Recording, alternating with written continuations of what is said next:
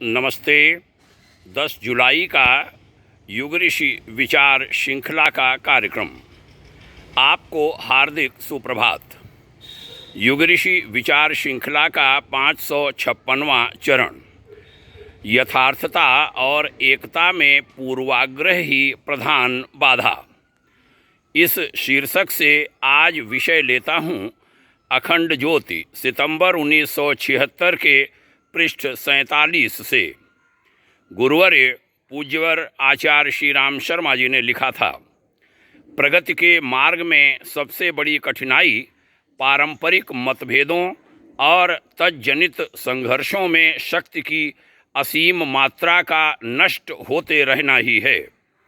इस अपव्यय को रोका जा सके तो मानवीय सामर्थ्य और उपलब्ध संपत्ति के आधार पर असीम सुख साधन उत्पन्न किए जा सकते हैं और उनके सहारे अगले पल ही स्वर्गीय परिस्थितियों का सृजन किया जा सकता है।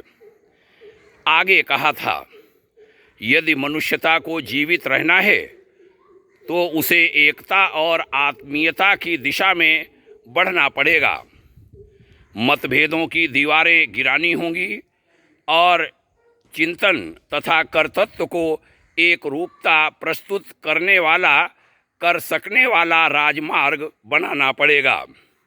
जीवन और मरण के बीच और कोई विकल्प है नहीं। सद्भावना पूर्वक निर्वाह करने या मरकट कर नष्ट हो जाने के अतिरिक्त शांति का और कोई मार्ग है नहीं। मतभेद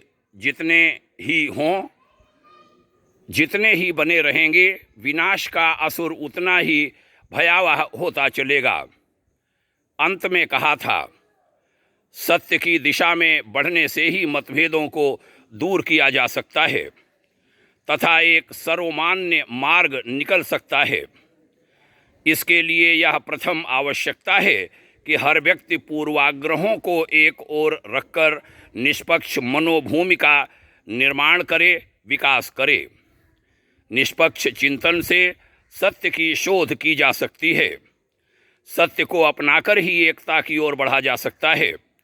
इसकी आवश्यकता जन साधारण को समझाई जानी चाहिए। बहनों और भाइयों, बड़ा ही उपयोगी यह विचार कितने बरस पहले लिखा गया। आज 21वीं सदी के 21वें-22वें वर्ष में यह शब्द कितने सटीक बैठ रहे हैं।